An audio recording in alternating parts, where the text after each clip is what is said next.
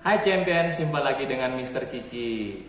Bagaimana kabarmu? Semoga kalian semua dalam keadaan tubuh yang sehat dan siap untuk belajar. Pada saat ini, kita akan lanjutkan pelajaran tematik kita, yaitu muatan bahasa Indonesia, tema 6, subtema 2. Oke, apakah kalian sudah siap untuk belajar? Apabila sudah siap, yuk kita belajar. Menjelaskan isi teks media cetak melalui peta konsep. Media cetak mengandung berbagai informasi untuk menjelaskan isi teks media cetak. Perhatikan langkah-langkah berikut.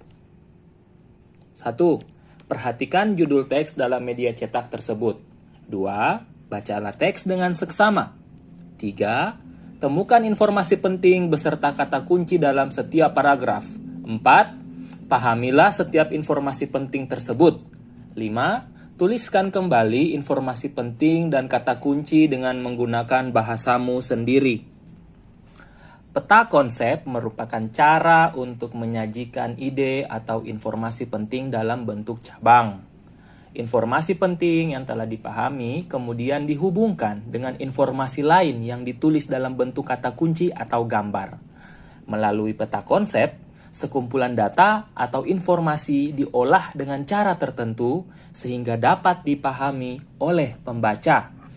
Oke, kita akan belajar ya membuat peta konsep. Mari kita baca dulu teks media cetak berikut yang berjudul Memasak dengan Teknik Wood Fire.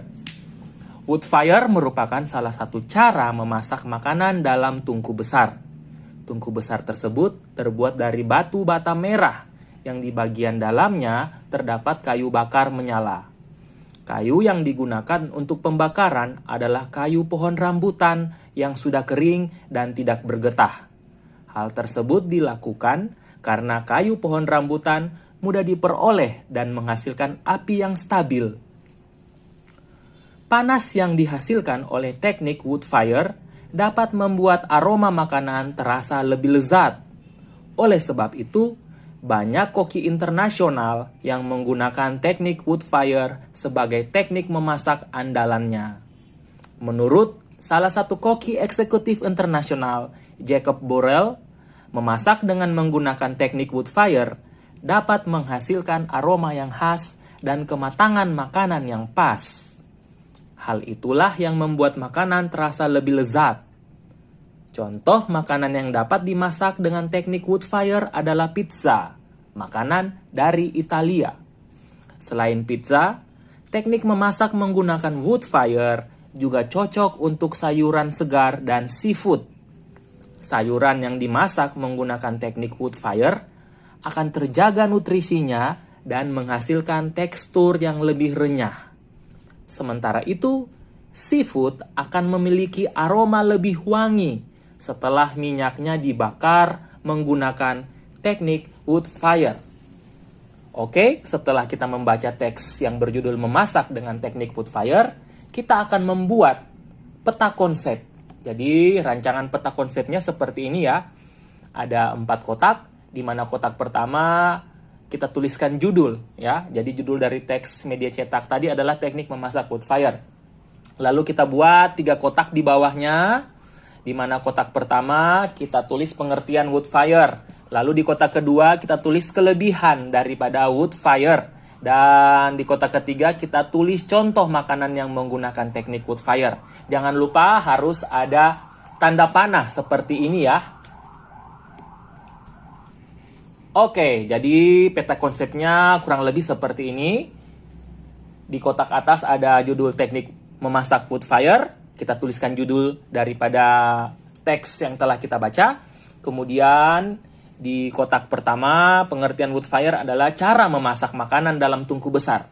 Kemudian apa kelebihan wood fire? Yang pertama, menghasilkan aroma makanan yang khas.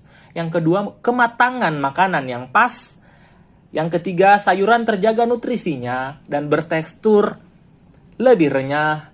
Dan kelebihan wood fire yang keempat adalah aroma seafood akan menjadi lebih wangi. Kemudian contoh makanan yang menggunakan teknik wood fire adalah pizza, lalu ada sayuran segar, dan seafood. Selanjutnya, membuat kesimpulan isi teks media cetak. Tujuan membuat kesimpulan adalah agar lebih mudah dan cepat dalam memahami isi teks media cetak. Cara membuat kesimpulan yang pertama, mengambil intisari dari informasi teks berdasarkan apa yang telah diuraikan melalui poin-poin atau peta konsep. Yang kedua, pemilihan kata dan ejaan yang sesuai perlu juga diperhatikan dalam membuat kesimpulan. Oke, kita akan membaca sebuah teks yang berjudul Salju di Wilayah Indonesia. Setelah itu baru kita akan membuat peta konsep dan juga kesimpulannya. Oke, mari kita baca. Salju berawal dari kumpulan uap air di bumi yang mendingin, kemudian menggumpal menjadi awan. Jika uap air tersebut terus bertambah, awan tidak akan sanggup lagi menahannya. Setelah itu, awan akan terpecah dan uap air pun jatuh ke permukaan bumi. Suhu di udara yang sangat dingin membuat proses pembekuan air semakin cepat. Terjadilah pelepasan kalor pada proses pendinginan uap air di udara tersebut, sehingga terbentuklah kristal es atau salju. Pada umumnya, salju turun di tempat-tempat yang memiliki iklim sedang atau subtropis. Beberapa negara yang memiliki salju, misalnya Swiss, Selandia Baru, Norwegia, dan Alaska. Sementara itu, Indonesia merupakan negara tropis dan hanya memiliki 2 musim saja. Khusus di Indonesia, jumlah radiasi matahari termasuk besar dan waktunya lebih lama. Hal ini berbeda dengan negara-negara lain yang memiliki iklim subtropis. Perbedaan iklim tersebut salah satunya dipengaruhi oleh letak geografis sebuah negara. Namun, ternyata di Indonesia ada wilayah yang memiliki salju. Misalnya puncak pegunungan Jayawijaya di Papua. Wilayah ini merupakan pegunungan paling tinggi di Indonesia. Tinggi puncaknya mencapai 4.900 meter di atas permukaan laut. Di Jayawijaya, temperatur sangat dingin, melebihi tempat lain di Indonesia, sehingga tempat ini memiliki salju abadi. Oke, setelah kita membaca teks yang berjudul Salju di Wilayah Indonesia, kita akan buat peta konsepnya. Jadi peta konsepnya seperti ini ya. Di kotak pertama paling atas kita tulis judul dari teks yang telah dibaca. Kemudian kita buat 3 kotak, menurun di bawah kotak judul, di mana 3 kotak itu terdiri dari kotak pertama adalah proses terjadinya salju. Jadi kita tulis di situ bagaimana proses terjadinya salju, yaitu kumpulan uap air yang menjadi awan lalu jatuh ke permukaan bumi, kemudian mengalami proses pendinginan di udara sehingga membentuk kristal es atau salju. Lalu di kotak kedua ada daerah yang dituruni salju. Ya, jadi ini adalah pokok pikiran ya dari paragraf kedua. Jadi salju turun di tempat-tempat yang beriklim sedang atau subtropis seperti Swiss, Selandia Baru, Norwegia, dan Alaska. Kemudian di kotak ketiga adalah daerah Indonesia yang dituruni salju. Ya, jadi puncak pegunungan Jayawijaya di Papua dengan ketinggian 4.900 meter di atas permukaan laut memiliki salju abadi. Oke, setelah kita mendapatkan 3 pokok pikiran dan kita telah membuat peta konsepnya, maka dengan mudah kita akan dapat membuat kesimpulan daripada teks ini. Kesimpulannya adalah, jadi salju terbentuk dari uap air yang jatuh ke bumi, lalu mengalami proses pendinginan di udara sehingga menjadi kristal es atau salju. Biasanya, salju akan turun di wilayah beriklim subtropis seperti di Swiss, Selandia Baru, Norwegia, dan Alaska. Salju dapat ditemukan di Indonesia, yaitu di puncak pegunungan Jayawijaya, Papua. Jadi seperti itu ya cara membuat kesimpulan dan juga peta konsep setelah kita membaca teks media cetak. Selanjutnya, menjelaskan isi teks media cetak melalui pokok pikiran. Pokok pikiran terdapat dalam setiap teks media cetak. Umumnya, pokok pikiran terkandung dalam kalimat pokok atau kalimat utama di awal paragraf. Ketika mengetahui pokok pikiran setiap paragraf, maka dapatlah dijelaskan isi teks media cetak menggunakan bahasamu sendiri. Mari kita lihat contoh berikut ini. Ada sebuah teks ya, kita baca. Embun terbentuk dari proses perubahan uap-uap air menjadi titik-titik air. Proses terbentuknya embun ini biasanya terjadi pada malam hari, saat suhu udara cukup dingin. Saat udara dingin, udara tidak mampu menampung air di dalam jumlah banyak. Uap air yang tidak mampu ditampung itulah yang kemudian berubah menjadi titik-titik air atau embun. Oke, setelah kita baca teks ini, maka kita akan mendapatkan kalimat utamanya pada kalimat pertama ya. Embun terbentuk dari proses perubahan uap-uap air menjadi titik-titik air. Setelah kita dapat kalimat utamanya, maka dengan mudah kita pun dapat menyimpulkan pokok pikiran. Ingat, pokok pikiran terdapat pada kalimat utama.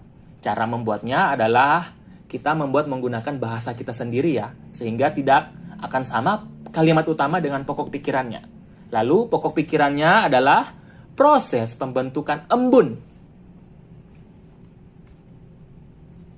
Jadi seperti itu ya cara untuk cari pokok pikiran dalam sebuah teks media cetak.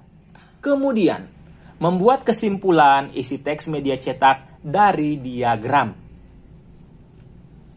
Untuk membuat kesimpulan isi teks media cetak, kita dapat menguraikan informasi dari teks menggunakan diagram. Awalnya, tentukan pokok pikiran dan informasi penting dari setiap paragraf.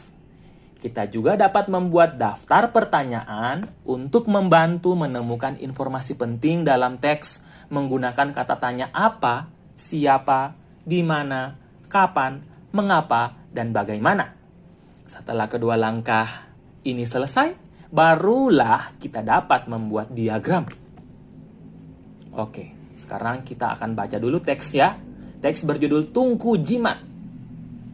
Tungku buatan Supriyanto diberi nama Tungku Jimat. Nama jimat tersebut merupakan kependekan dari energi hemat. Tungku ini dikatakan hemat karena hanya berbahan bakar limbah. Selain itu, pembuatan tungku tersebut menggunakan konsep energi petani. Menurut penciptanya, Supriyanto, tungku jimat sangat tepat untuk masyarakat pedesaan, daerah transmigrasi, warga pinggiran kota, dan pedagang makanan kaki lima. Pembakaran menggunakan tungku jimat dengan konsep energi petani ini cukup efisien. Hal itu karena teknik pembakaran pada tungku tersebut sangat meminimalkan penggunaan oksigen. Tungku jimat dibuat dengan ruangan yang minim oksigen, sehingga dapat meningkatkan suhu lebih cepat. Oke, setelah kita membaca teks yang berjudul Tungku Jimat, kita pun dapat mencari atau menentukan pokok pikiran pada dua paragraf di teks tersebut. Ya. Oke, yang pertama, pokok pikiran paragraf pertama adalah Tungku Jimat buatan Supriyanto. Kita akan jawab pertanyaan-pertanyaan pada paragraf pertama ya. Jadi kemungkinan pertanyaan yang muncul adalah yang pertama, apa kepanjangan dari kata jimat? Jawabannya adalah energi hemat. Kemudian pertanyaan selanjutnya, siapa yang membuat tungku jimat? Jawabannya adalah Supriyanto. Lalu di pokok pikiran paragraf kedua adalah efisiensi pembakaran tungku jimat. Ya, jadi pada paragraf kedua kita dapat menjawab pertanyaan yang pertama, mengapa tungku jimat dikatakan cukup efisien? Jawabannya adalah teknik pembakaran tungku meminimalkan penggunaan oksigen. Kemudian pertanyaan kedua, apa manfaat yang didapatkan dari penggunaan oksigen yang minim? Jawabannya adalah suhu dapat ditingkatkan lebih cepat.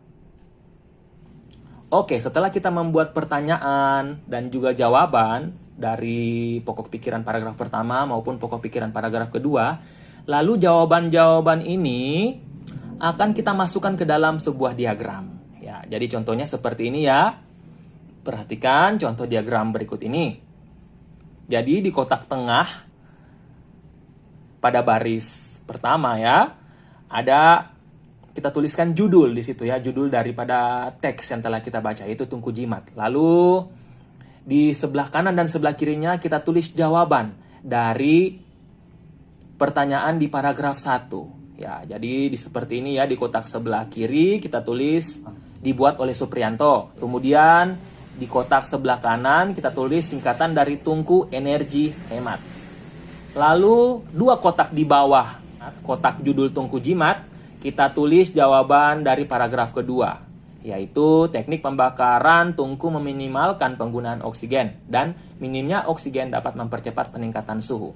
Jadi di sekitar kotak judul Tungku Jimat, kita tulis jawaban dari pertanyaan paragraf 1 dan jawaban dari pertanyaan paragraf 2. Kemudian, setelah kita menulis jawaban-jawaban tersebut, maka kita dengan mudah dapat membuat kesimpulan dari teks media cetak yang berjudul Tungku Jimat. Kesimpulannya adalah Tungku Jimat adalah tungku energi hemat yang dibuat oleh Supriyanto. Tungku tersebut meminimalkan penggunaan oksigen sehingga dapat mempercepat peningkatan suhu. Oke, jadi kesimpulannya ini kita bisa ambil daripada jawaban-jawaban yang ada di diagram yang telah kita buat ini ya. Jadi seperti itu cara untuk membuat kesimpulan menggunakan diagram. Oke, jadi seperti itu ya video pembelajaran kita. Semoga kalian bisa mengerti mengenai penjelasan yang Mr. Kiki berikan. Dan Mr. Kiki tetap berpesan agar kalian tetap semangat untuk belajar, tetap menjaga kesehatan, dan juga tetap menjaga kebersihan diri dan juga kebersihan lingkungan tempat kalian tinggal. Sampai jumpa pada video-video pembelajaran selanjutnya. Thank you for watching and God bless you. Bye.